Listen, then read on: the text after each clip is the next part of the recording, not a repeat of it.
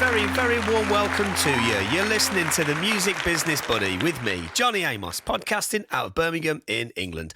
I'm the author of the book, The Music Business for Music Creators, available in hardback, paperback and ebook format. I'm a music creator as a writer-producer with a variety of credits. I'm a consultant, an artist manager and a senior lecturer in both music business and music creation. Wherever you are, whatever you do, please consider yourself welcome to this podcast and to a part of the community that is around it. I'm here to try and educate and inspire music creators from all over the world in their quest to achieving their goals by gaining a greater understanding of the business of music.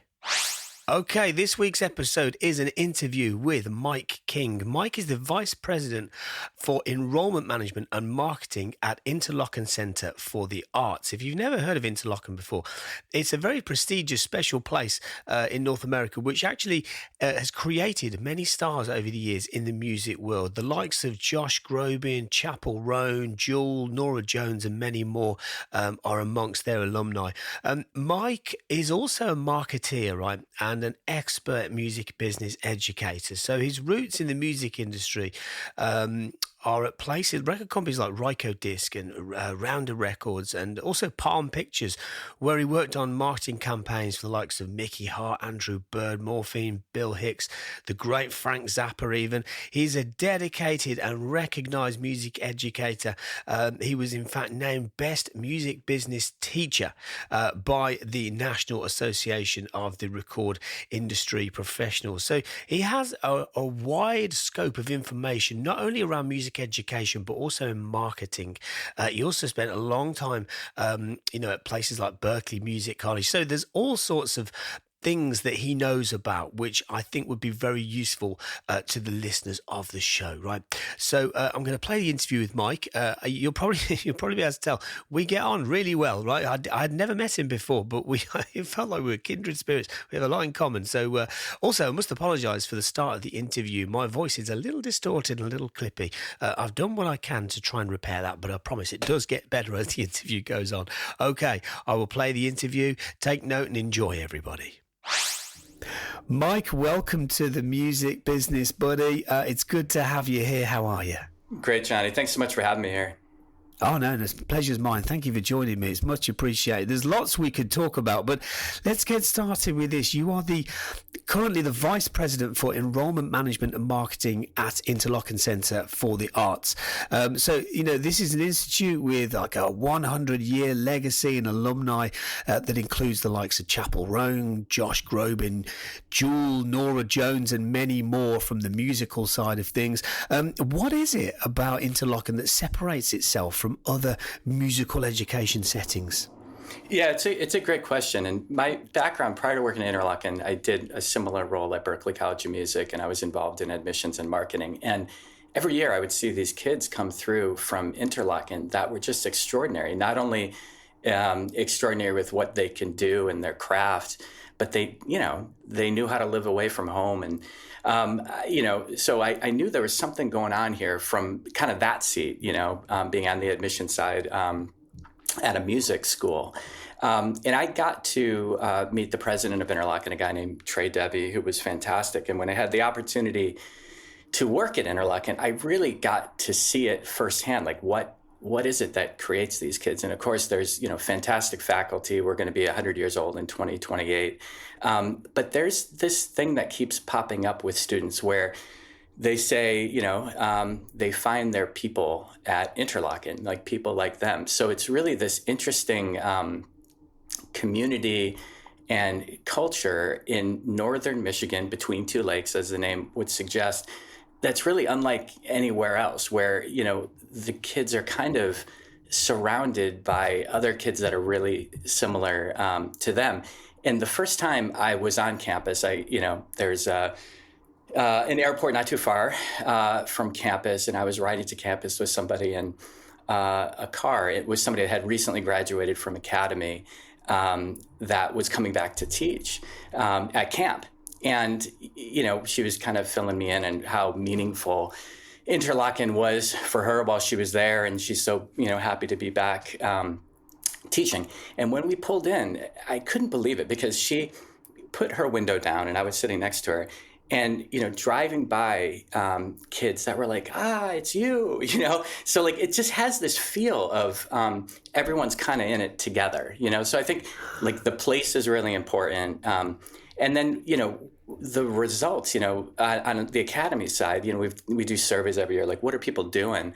And not everyone answers the survey, but of the people that did answer the survey, 40% of them are working in the arts, so long history of actually graduating people that end up doing great things in the arts after that. And then the last thing I would say is we do things that I think other high schools just don't do. So this coming March, we're taking, I think it's like 150 kids across all disciplines, and a lot of them are musicians. And we're going to go to, starting in Interlochen, we go to Detroit, we go to Philly, we go to Boston, and we have our kids that are playing side by side with the BSO, Boston Symphony Orchestra, the Detroit Symphony Orchestra, Philadelphia Orchestra, playing with Yo-Yo Ma. And they're doing a composition by Wynton Marsalis. So, and a lot of this, comes from our president, Trey Debbie, is able to kind of organize all of this. So I don't think there's any other high school that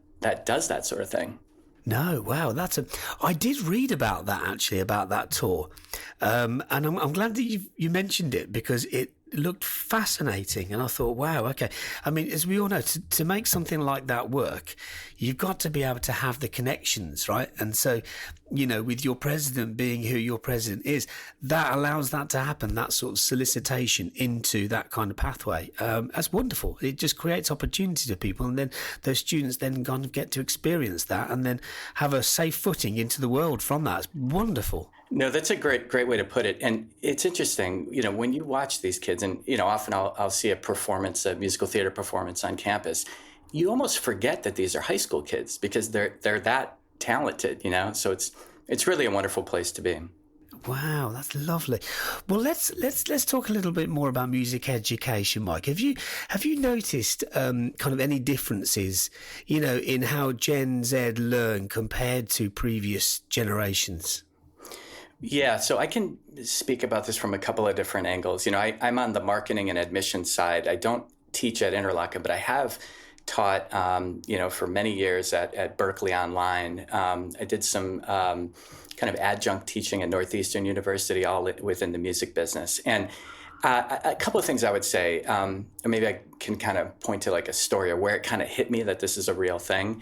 I was lecturing, and I know that you do a fair amount of this too, in front of 36 kids at Northeastern. And it was my first time doing this. I had taught online for a long time, but I wanted to give it a shot because I love, music business education. It's just an interest and a passion of mine.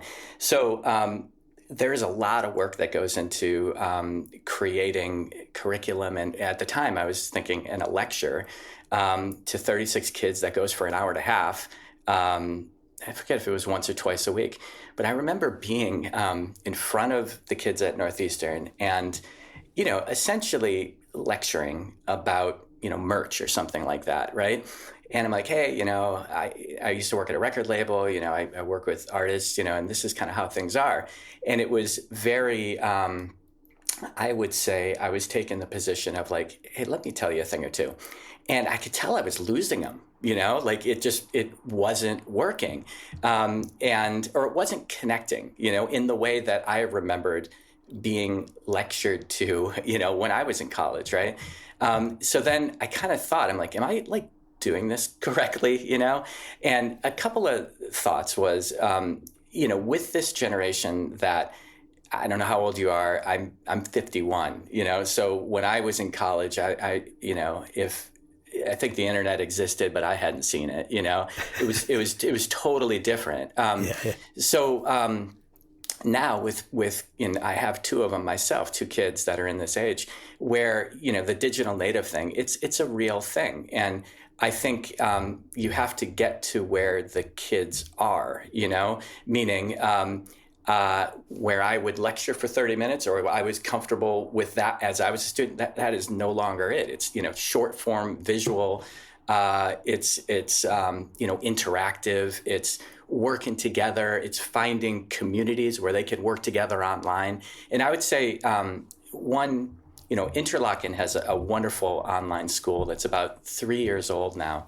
And one of the real benefits to online education for kids, and I'm not saying that it's the right thing for everybody, but I do think there's a lot of benefits to Gen Z where it's asynchronous. You can work on your own time. I think that's another component to Gen Z. It's like, hey, I want to do this when I want, and you can have online a lot of like interactive components and rooms where kids can kind of again be more collaborative and interactive than just like when I was growing up just being lectured at.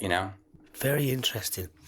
That was a really good answer. I really appreciate it because it's quite a difficult one to answer in some ways, but it's a really, really fascinating subject. They're a generation that I talk about quite a lot on the podcast because they are the next generation. And it's, I'm, by the way, you look great for 51, by the way, Mike. I've got to say that. Geez, right? That's nice. Yeah, thank you. Yeah. I'm 46, so I'm kind of in that same age category, if you will. And it's really interesting being in this age category and kind of observing the generation that's kind of after us, the next gen, and then the generation beyond us, and there's us in the middle. And we kind of see both ways and have lived through both worlds, if you like. And it's fascinating. It really is. We really are on like the bubble, I think. Maybe you a little bit more than me, but that like you're like, what are you, like late millennial? I'm still Gen X. I think I'm right in the middle of it. But like I'm Gen X as well. Yeah. Oh, you are? Okay. Yeah. So yeah. Yeah, I grew up without internet and all that kind of stuff, and it's fascinating. It really is. Yeah. So you mentioned Berklee earlier. You spent, am I right in saying, almost 20 years working at Berklee College of Music? Yes. Yeah. Okay. Yeah.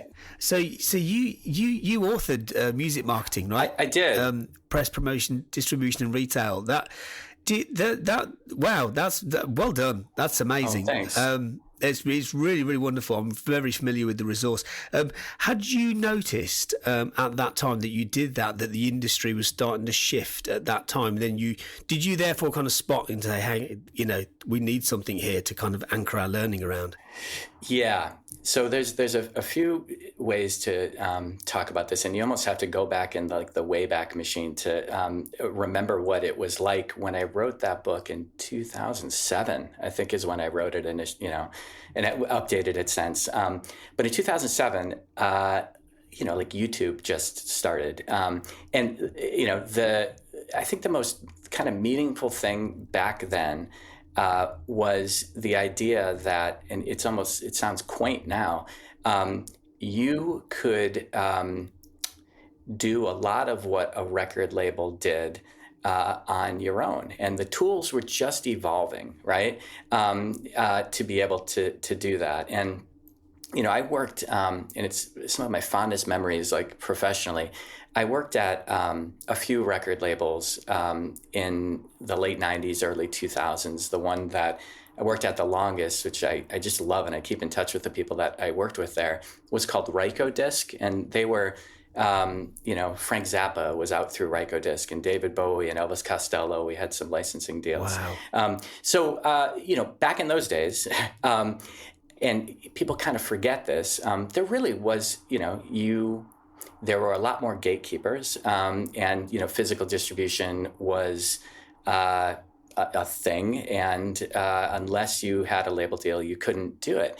And I had I started my work at Rykodisc in the finance department, which was kind of a cool thing because you could see how deals were made, you could see how royalties worked, and the deals. And I'm just saying this about Rykodisc, but like just generally at record labels, they're tough. You get an advance, you have to pay back that advance until you see any money, So going back to your question about the book and like what was happening at that point was you were just starting to see some of these tools. Like I could be getting the dates wrong, but like CD Baby was an early option for people that wanted to self-distribute their music, the ability for you to pretty easily create your own website and optimize your website. That was just starting, Physical retail, it's still a thing even now. Certainly online retail, is, much more I don't say important, but prevalent and all of that. But like, you can work consignment to get in retail. So that to me in 2007, 8, like that sort of period, 2009, things were changing a lot and a lot of new tools. And I would say after I wrote that book, I created some online courses for Berkeley that still exist at Berkeley Online that sort of like build on top of that idea. And I looked at your background, and I think we have some similarities in terms of how we approach the music business. Yeah. But it's very reassuring. Thanks, Mike. Oh yeah. I felt the same way looking at you. I'm like, okay, anyways, it's interesting when, not to go back to like the age thing, but things kind of like, go in cycles a little bit. And there was this incredible optimism for, I would say, direct to fan, that idea where artists didn't necessarily need a label. And there were a lot of tools that started back in the day. A lot of them kind of flamed out. And there are new tools now that help artists kind of do, what a label traditionally did, fully understanding that there's definitely a label. It's definitely the right option for certain artists at certain points in their career, and the label can do a lot of things that an artist can't do on their own, or they have the connections, they have the money, that sort of thing. But I feel like it kind of cyclically, if that's a word, like 2009, 10, 11, 12, all of these tools existing, and they've kind of like that world has sort of become a little smaller, I think. Some kind of cream rises to the top. Some tools are still out there. A lot of great distributors, online distributors that exist that do a whole lot of, other things. But then, kind of the tools have sort of skinnied a little bit. And I feel like we're getting back into a period of like, optimism with artists being able to do a lot of things on their own, At least that's how I see it. But long answer of, I think there was a lot of things happening in the like early mid 2000s, and that's kind of what the book was covering. Yeah, it's really interesting because a lot of the things that were in there really still stack up now. And I know you've done updates and whatnot too, but it makes sense to me because I looked at that and then I saw the courses, and the modules and stuff that you created, and they're still in existence. And I think there's a lot to be said for that because what you created then in 2007, 2008 has serious legs. There's a lot of stuff in there that was right and still stands up. Oh, it's nice of you to say. Yeah, it's true. I really commend you for that. I mean, talking of on the marketing side of things, because as you mentioned, you've been heavily involved with a lot of marketing campaigns over the years through your work at record companies. Are there any particular sort of exciting sort of tactics that you've witnessed on campaign rollouts? I love this question because it allows me to answer a different question. Okay. Which is but I'll answer this question too. Sure. So the way that I think about marketing is it's almost a lot of it is kind of like operational, almost like getting a framework together. And there's that idea of like, strategy and tactics. And, I think that there are flashy tactics, which I could talk about that are cool and good. But like, for me, it's having that base, so, going back to the book, like I really like the idea of like a fully integrated campaign for marketing. So like, what does that mean? So I love the idea of, capturing permission-based contacts, whether that's an email address or social follow, that sort of thing, and a lot of your marketing working to increase that permission-based contact list that you have, because it's expensive and hard to always find new people and to communicate with people, and it's inexpensive and kind of easy to communicate with people that are in your community, right? So like I think maybe if I was to give any advice, for example, it's like, all right, be sure when you're marketing yourself, you've got the basics covered, right? So you have a website. Number one, and above anything with marketing, you are exceptional, like your craft is good, like people want what you're doing, but then you have a website together, you have a strategy for communication, and like almost like, and this is the thing that's kind of unique, understanding like what drives your community, the psychographic of that community, and like why are they into you, and trying to kind of work that back, and having this sort of loop between you and your community, I think is really important, and kind of leveraging all tools to do that, if that makes sense. But yeah, the exciting stuff that I would say, and kind of aligns to that. So, there's a bunch of like examples of things that sort of align to this, but I'll give you a good one that I've always kind of talked about, because I think it's like very fitting to an artist creating something for their own fan base, which also helps to like build up their permission-based contacts. The band Sigur Rós? Yeah. Okay. So the lead singer and guitar player, I think he pronounced his name Jónsi, he did a project with his partner Alex called Jónsi and Alex, which I saw a few years back in Boston. They're just absolutely incredible. They created a downloadable like vegan cookbook, right? So, and you might say, well, what the heck does that have to do with music or marketing, or like why would you do that? And I think it's so smart, because they identified like a shared characteristic between what they value and what their fans value, right? And offered this kind of like neat, interesting thing that was outside of kind of the normal stuff, which is like, hey, here's a new track, or it's almost like when you're marketing, you don't always want to be upselling what you're doing. You want to provide some value. And this like downloadable vegan cookbook acted as a way for them to expand their contact list to people that, hey, I know Jónsi from Sigur Rós, but geez, this is kind of cool. Like I downloaded it and made some of the, macadamia dip, macadamia nut dip. Like it was actually a really cool piece. But I just thought that was so smart, because it kind of went beyond like a kitschy marketing thing. It was like a very cool way to align with their community. That might be one example, but like just going like a little deeper, Yeah, that's really, because actually some of the most exciting things are things that are not necessarily linked to here's the music, go and consume it. That's it's right. like here's something else, and by the way, that's really, and I presume. I mean, was that like an organic thing, or was that kind of like a strategic thing? I would imagine organic, right? Just something that, that they wanted to do anyway. It's tough to know, because if it was organic, it couldn't be any more strategic. You know what I mean? Like it was so smart. But like, and sometimes it's like, this is like a core thing. And when I think about like, all right, there's AI in music, and what's it going to look like in, 5 years? Is it just going to be, AI musicians we listen to? And like, I don't think so. I mean, maybe that's something with,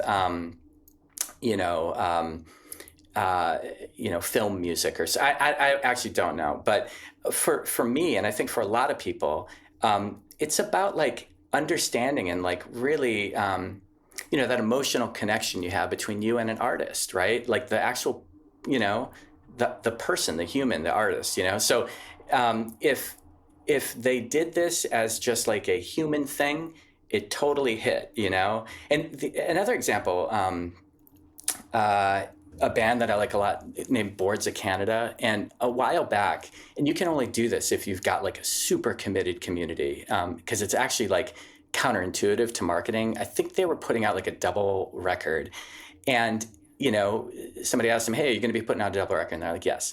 And then on social media, they had all of this like cryptic codes and different things, and I think it drove people to like Discord servers and all of this stuff. And I loved it, because it was like, their fans are so interested in what they're doing, want to be involved, and they created like, almost a puzzle where you had to go here and you had to do something, and the whole community was involved trying to figure it out. And once you figured it out over here, it drove you to another site where you had to figure something else out. So like, I guess it speaks to like what I said earlier, like the core of it is, if you can understand what your fans, what's really driving them outside of just the music part. And this could actually go badly too, where if you don't understand your fan base and you kind of take a left turn and your fans are like, oh, what's this all about?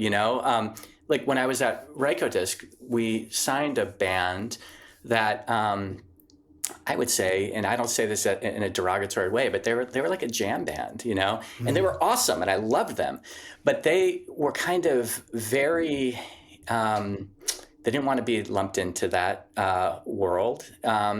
So the marketing that they wanted to do, like, just didn't hit the right people. You know what I mean? Because they were like, so you have to really understand, like, what does your community want? Not what do I want my community to know about me? It's like, how do I, get to where my fans are at?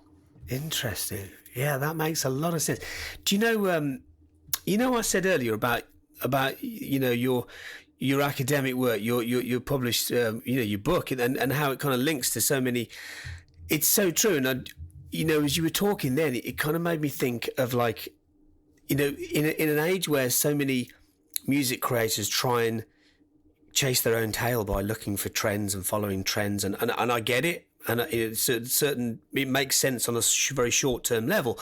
But actually, the principles of what you're referring to are completely transferable from sort of genre to genre to time period to another one. I mean, I was just thinking when you were saying that a few moments ago about, what you said about the framework of marketing and stuff. Yeah. It's like, imagine them being, let's say a metal band that feels the need to have to create a dance or something silly on TikTok because they feel like they have to fit in, and actually the people that would be very interested in what they do might actually be on a Discord server talking about gaming or something instead, and there might be the bass player says, I love gaming, I'd much rather do that, and it's like, that's marketing, right? That's it. That's marketing without marketing. No, that's totally it. And the other thing is, you, particularly if you're doing it on your own, or say you have a very small team, you have limited resources, so you can't be everywhere all the time, and you want to it's much more effective to communicate to a smaller group of people that are more predisposed to being into what you're doing than a larger group. And this speaks to any type of marketing. I love the specificity marketing, but to find a large group of people where they're not really into what you're doing. So how do you find those pockets, those communities that, again, are almost predisposed to being into what you're doing? Yeah. Good point. Yeah. I mean, it's probably easier to kind of to try and understand that more now with the amount of data that's out there. Mm-hmm. It's probably easier to tap into that. But that's fascinating. I really appreciate your insight on that because, I know you're this education guy and you've done this and that, but all of it's underpinned by what you've achieved as a marketeer, so there's a wealth of knowledge there that's really, I really appreciate you talking about those things. Oh, thank you, Johnny. Yeah.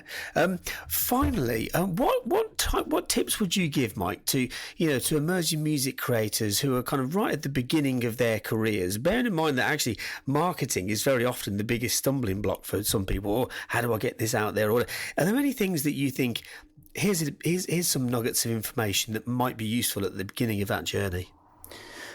Definitely. So I can start with kind of a what not to do, and then back into what to do. Great. So one thing I see a lot is folks that are trying to sell before they're ready. And what I mean by that is either before they're ready, with their actual craft, being really good at what you do, or before they have any community to sell to.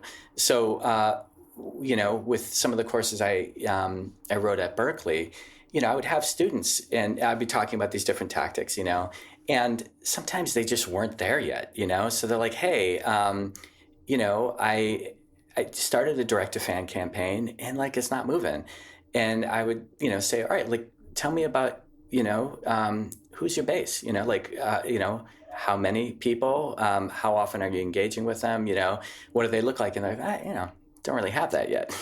So it's I think the number one tip is obviously, again, this is something I think about a lot for new artists.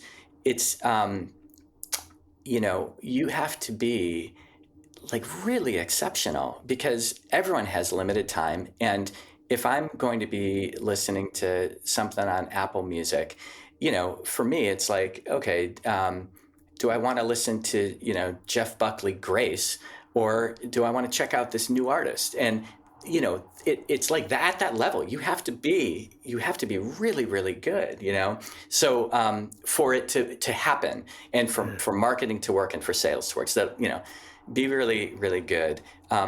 Don't lead with the hard sell. Work probably for a while on creating and engaging with your community. So, you have somebody to sell with. I still feel like, kind of going back to what we were saying earlier about the importance of like being a human being and that sort of thing. There's a whole lot of different, types of music and all that, but being able to do what you do live at a high level is a good idea, because I think there's so many people out there that are just like admiring of the folks that can actually do this. And particularly seeing it live is a big deal. And even like electronic music, I saw Kruder and Dorfmeister not too long ago, and they're, a duo that I think their peak was probably in the 90s, but they were recreating one of their kind of electronic records, but they did it with live musicians. And I'm like, this is like one of the greatest things I've ever seen, So, being able to like, perform, I think is a big thing. So there's all of that. But, and I know you've spoken a little bit about this too. If you are lucky enough, and I will use those words, to get interest from a label, and like I said earlier, sometimes a label is the right option. Like you've built up a thing, you want a team to help you with, these other things that a label can be good at. Be very careful about, the rights, because when you look at, just to, put this in kind of real perspective, like there's a lot of folks that are really down on Spotify payouts, very common, for the last 15 years, it's been a topic for people to discuss. Those payouts change a whole lot if you own all your rights and the label isn't taking a cut, like that sort of thing. So, and I'm not saying, in order to access some of what a label does, like you're going to have to give up some of what you do and that sort of thing. But like, if you have the ability to maintain your rights down the line, I think things open up for you a little bit more on the revenue side. So that would be some tips. That's gold dust. That's really good advice, especially around rights, right? Because there's not always the when you start out and you're making music, you're not thinking about those things, right? You're thinking about all the other stuff, and then there's always a pattern, isn't there, in an artist's career where later on, it comes to the rights, and I didn't realise about that, and so it's really, really important to think about those things early on. They don't feel like sexy subjects to think about early on, but they are important. I know. And the other thing is, like, I love the work that you're doing. And we, again, do similar stuff in kind of different modalities. I mean, I truly love what you're doing. So for anyone that's like listening, there's so many resources, to kind of get up to speed with this stuff. So not understanding how publishing works, as an example, is kind of no longer an option. Like it's not, there's a lot of resources out there. So I guess maybe that would be my last one is, understand the business side. There's a lot. I mean, back in the day, I don't know if, I think it's still helpful, but the Passman book. I actually, when I was at the record label, the CFO had it in his bookshelf. I had it, so we're looking about, totally. But that was what it was like 20 years ago. But like now, I guess the only trick is like, all right, is this person actually right? Like finding the right resource to really fill you in. But there's a lot of like very well-known resources out there to kind of help you understand how things work. Yeah. Oh, yeah. Do you know, so many people refer to, to Passman's work as like the gold standard of like the business of music. And, it's hard to argue with it. I mean, the first time I ever read, there's been so many iterations now, right? But the first time I ever read it, I remember feeling quite daunted, by it. Just like, especially, I guess, because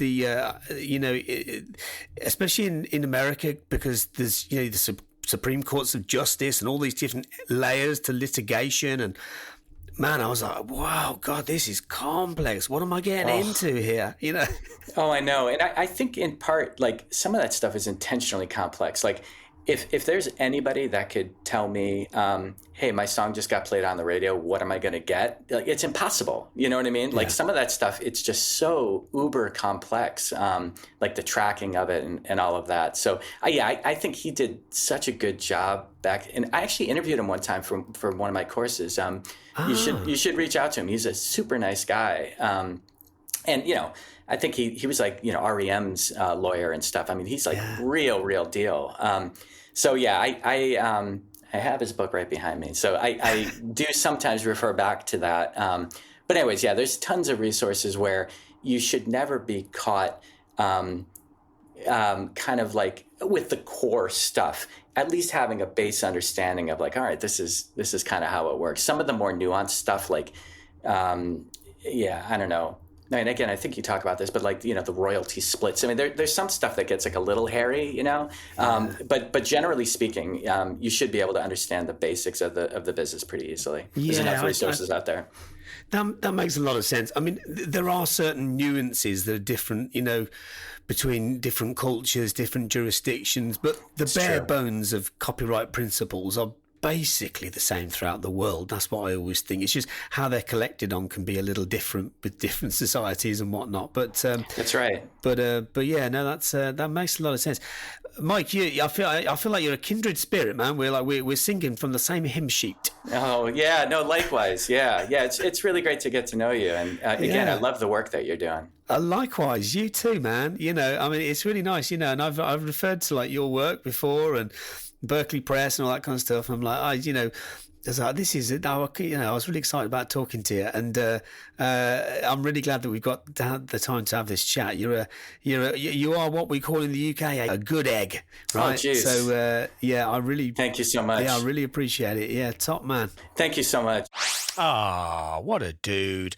I hope he knew what I meant when I said good egg, by the way, because I don't know if that means much in Michigan, but where I come from, it's a compliment. A really, really great guy. Do you know, it's interesting, everybody. I know I mentioned his one of the books that he's authored there, Music Marketing. It's a fantastic book. It's so interesting to think about, it's easy to get caught up, right, in the latest, greatest platforms and what the algorithms are doing and what they're changing to. And we can end up chasing our own tail if we're not careful with it. Yes, it's important.